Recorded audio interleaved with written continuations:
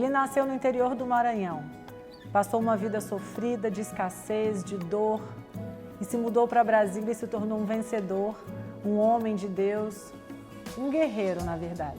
Meu entrevistado de hoje é o pastor Maurício Blois.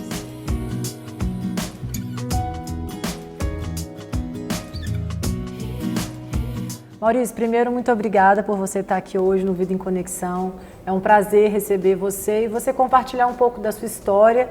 E sobre isso, eu queria que você compartilhasse um pouco com a gente sobre o menino que veio do Maranhão, aquele menino Maurício que abandonou tudo. Como é que foi você ser criado no Maranhão? Como foi a sua infância?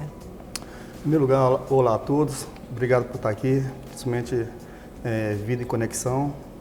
Quero agradecer, em primeiro lugar, estar aqui com vocês. Mas o menino, você falou uma palavra muito interessante, o menino do Maranhão. Realmente, eu fui um menino, não fui uma criança do Maranhão. Porque uma criança tem infância, né? Tem o direito de infância, de brincar. E eu não tive essa oportunidade de ser essa criança. Fui um menino que aos 9 anos de idade já tinha que trabalhar, tinha que sustentar os irmãos, sustentar minha mãe. Então, não foi uma vida fácil. Não foi uma infância fácil. Não foi, né? E como é que é para você hoje, você se lembrar desse menino, assim? O que você hoje pensa quando você lembra dessa sua história que você viveu lá? Tem um lado bom, sempre tem um lado bom. Uhum. Mas no meu caso, Analia, pastora Analia, foi difícil porque o lado foi muito mais ruim do que bom. Uhum. Porque, queira que não, para começar, eu não sei nem quem foi meu pai. Meu pai foi o mundo, para falar a verdade. Uhum. Meu pai foi o momento, foi a circunstância, esse foi meu pai. Então a minha vida, na realidade, foi muito difícil porque eu não teve ninguém para me ensinar, ninguém para me proteger. Então eu tinha de me virar. E você não teve muita convivência com seus pais também, né? Sim. Nesse período, como você está falando. Como é que foi isso para você, assim? Você não tinha sua mãe presente? Como é que era isso? Como é que aconteceu tudo isso? Primeiro, minha mãe não foi presente. É interessante que a gente descobre algumas coisas dos nossos familiares através do longo dos tempos, né? Uhum. Teve um dia que eu perguntei à minha mãe, por que foi criado com a minha avó? Onde você estava quando eu precisei de você? A minha mãe falou uma coisa muito interessante, falou assim, filho, primeiro, eu não estava presente na sua vida é porque eu precisava ganhar dinheiro para mandar para sua avó para sustentar vocês. Uhum. E como mãe eu fiz coisas que eu não gostaria nem de falar para você. Uhum. Aí já deu para entender outras coisas, né? Uhum. E primeiro sua mãe não teve nem pai. Então eu não fui uma boa mãe, mas não deixei nenhum de vocês passar fome. Porque uma mãe não dá só o corpo, não. A mãe dá uma vida para sustentar um filho. Com certeza. E muitas vezes, quando a gente fala de uma mãe, de uma boa mãe, a gente tem um estereótipo meio que mãe perfeita é aquela mãe que está do seu lado. Eu acho que você deve ter vivido muito essa dúvida se você era amado ou não. Mas eu tenho certeza que sua mãe foi um ato de amor, na verdade. Um ato de amor. Né? De não estar presente do seu lado, mas poder tentar te dar uma possibilidade de você ter uma vida um pouco melhor da que ela teve, né? Isso é verdade, isso é muito sério que você está falando. Uma mãe, ela não dá só o seu corpo para sustentar os seus filhos. A mãe dá a sua vida. Uhum. Que a mãe faz isso. Com certeza. Né? Então hoje eu entendo muito bem esse momento que eu passei com a minha mãe. Uhum. E o que isso deixou? O que essas marcas deixaram dentro de você hoje? Essa convivência, esse sofrimento e também a superação desse sofrimento, né, de você acabar se tornando o homem que você se tornou. Quais foram as marcas que isso deixou para você? Sim. As marcas que deixou em mim foi muito de mágoa, feridas. Muitas vezes eu não me sentia seguro. E muitas vezes eu queria ter uma vida.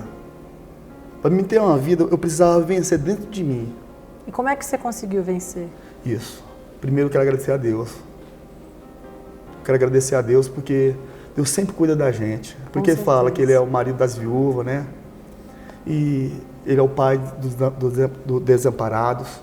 Então, quando eu conhecia a Deus, ficou muito mais fácil eu vencer. Uhum. Por isso que eu falo que a igreja é muito importante na vida das pessoas. Uhum. A igreja é muito importante.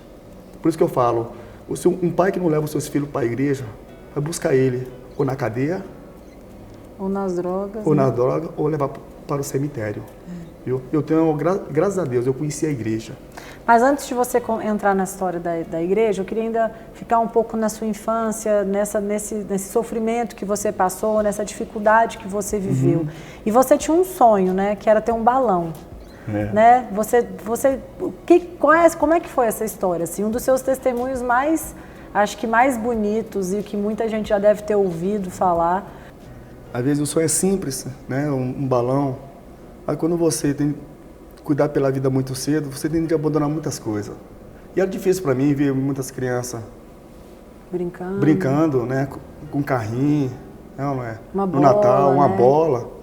E você do outro lado, com a caixinha de picolé. Tendo que trabalhar, né?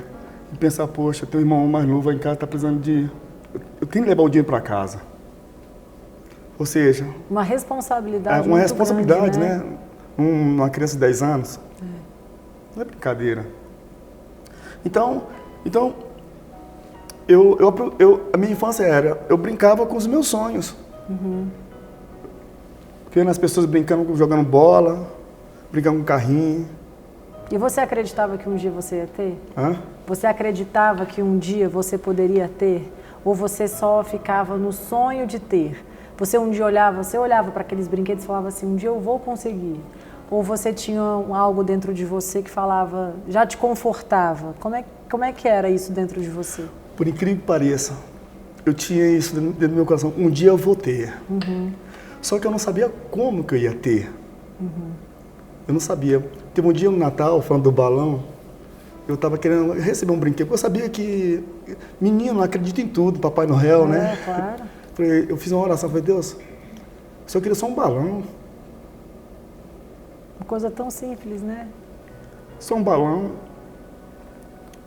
Eu vou brincar amanhã toda e à tarde eu trabalho.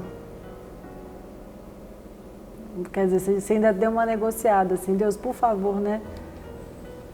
Algo tão simples que muitas pessoas às vezes olham e falam, meu Deus, mas é isso que eu acho que a gente não consegue dimensionar o que as pessoas vivem, né? Exatamente. Às vezes o nosso problema, a gente acha que ele é enorme, e quando a gente escuta uma história dessa, você fala, nossa, a minha dificuldade não é nada, porque o seu sonho era de ter um balão, algo tão simples para as pessoas, mas aquilo tinha um significado emocional muito grande para você, né? Não era simplesmente ganhar um presente, mas era você se permitir brincar, na verdade, né? Poder ser criança por um tempo. E respondendo a sua pergunta, você fez uma pergunta muito interessante para mim. Você tinha certeza que um dia você ia ter isso? Eu tinha certeza. Só que eu não sabia como. Né? E hoje, pastora Analia,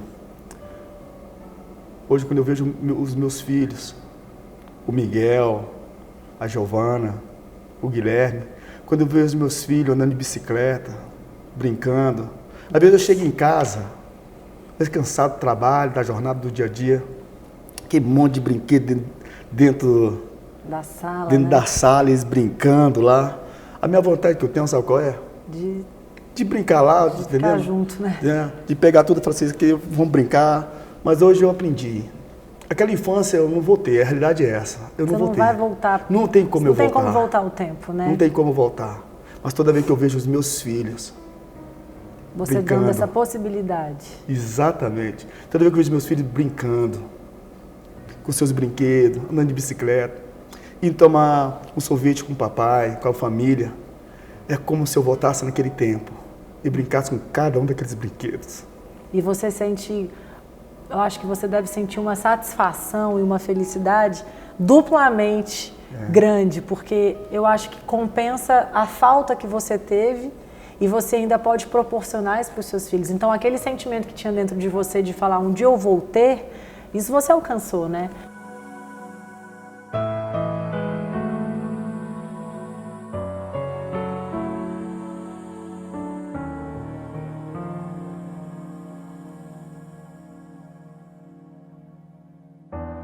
E aí você veio para Brasília, né? Isso. Como foi essa decisão de vir para Brasília? Eu tinha um irmão, agradeço muito a Deus pelo meu irmão, entendendo? Uma pessoa que eu agradeço muito porque foi o meu irmão mais velho. Ele veio para Brasília muito cedo. Um tio dele trouxe para cá, viveu aqui. E teve um dia que o meu irmão mais velho começou a buscar todos os irmãos. Nossa. Quantos irmãos vocês eram? Somos 6. 6. E por incrível que pareça, eu sou o penúltimo. Mas eu fui o último a sair do Maranhão. Nossa. Eu fui o último. E aí você veio para morar com seu irmão? Fui morar com meu irmão.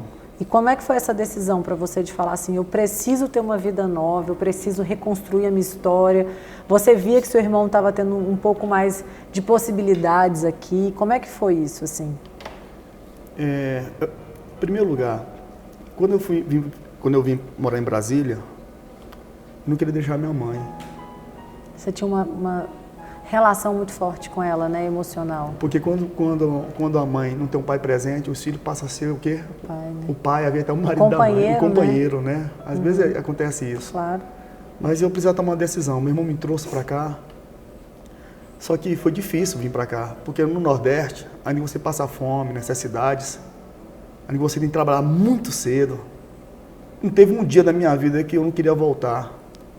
Não teve um dia que eu não chorava para voltar. Porque quando você não está adaptado a um ambiente, você quer voltar para onde você veio. É, mais seguro, né? Mais seguro. Lá pelo menos era ruim, mas você sabia como era. Eu sabia viver. Aqui era incerto, né? Exatamente. Ainda era uma vida difícil, você não devia ter emprego logo que você chegou aqui. Com certeza, não tive. Então você estava num lugar desconhecido, desprotegido e sem uma possibilidade de futuro. Pelo menos lá você já sabia o seu dia a dia como era, né? Eu sabia o que eu ia comer também. É. Eu sabia caçar, sabia fazer alguma coisa, pescar. Entendi. Aqui não tinha essas possibilidades. E não tinha nenhuma possibilidade dessa. Então foi difícil para mim. Ou seja, era como se fosse um Tarzan, né? Que sai da selva, né? E vem para a cidade. E tem que se adaptar, né? Se ajustar. E o que acontece? Quando chega uma pessoa dessa, numa cidade grande, muitas pessoas se aproveitam de uma situação dessa. Primeiro porque não sabe de nada, coitado. Ingênuo, né? Tudo. Ingenuidade. Então é muito complicado, pastora, realmente. Foi muito difícil para mim. Foi muito difícil. Maurício, vamos só, eu queria que você desse uma pausa agora na sua entrevista. Eu queria dar um break, a gente já volta um pouco mais com a história do Maurício agora, que depois de Brasília, o sucesso que ele é hoje, um grande homem, um grande líder, vocês vão conhecer agora o que ele se transformou depois de todo esse sofrimento. Não sai daí.